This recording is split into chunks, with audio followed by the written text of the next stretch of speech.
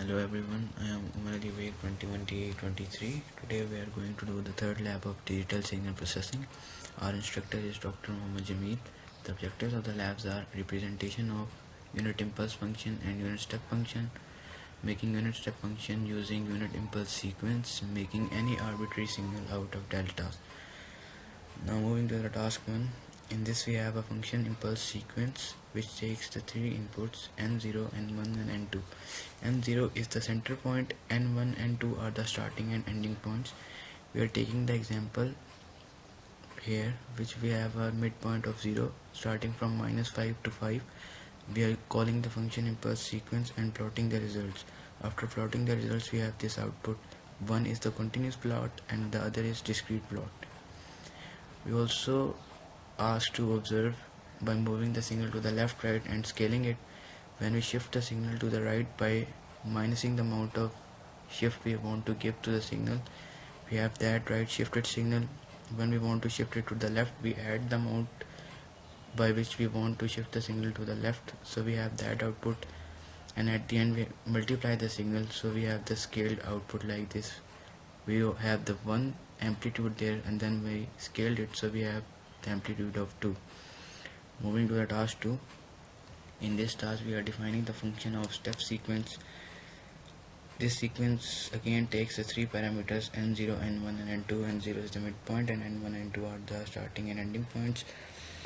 We are taking the same example as we did in the last task and seeing its step response now. So when we plot these in the command windows, we have these outputs. One is the continuous plot and other is the discrete plot. For the continuous plot we use the plot command and for the discrete plot we use the stem command. Moving on to the task 3. In this task we are going to use the impulse sequence function which we already created in the task 1. Then we have given the signal here sigma k from 0 to infinity with impulse n minus k. When we give that input to the function we created earlier, we have that kind of output. First we have seen its impulse sequence, then we use the sum command to get its step sequence, so we have that step sequence. Moving on to the task 4, we are going to do the same process. We are seeing its impulse and step response by using the same function we have already defined in the task 1.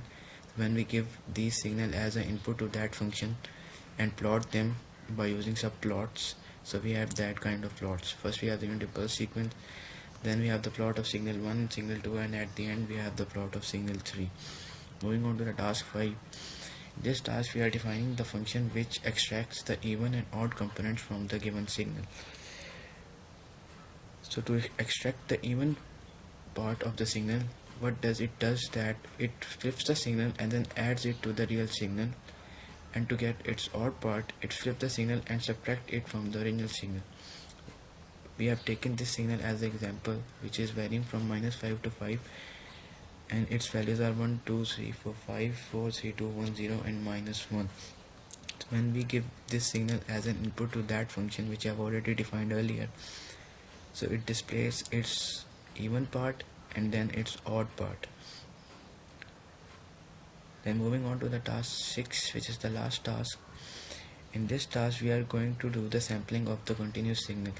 As we know about the Nyquist rate, it is 2 times the maximum frequency or more than that. So we have the signal having a frequency of 1 Hz and we are having the sampling frequency 10 Hz, which is more than 2 times the maximum frequency. Then we are using the impulse train built-in function from the MATLAB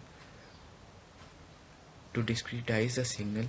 First we are plotting the continuous time signal. We have this continuous signal. We are going to discretize it by using the Nyquist theorem and multiplying it by impulse train of high frequency, so we have that discrete signal as an output. This is all for the lab 3. Thank you for watching.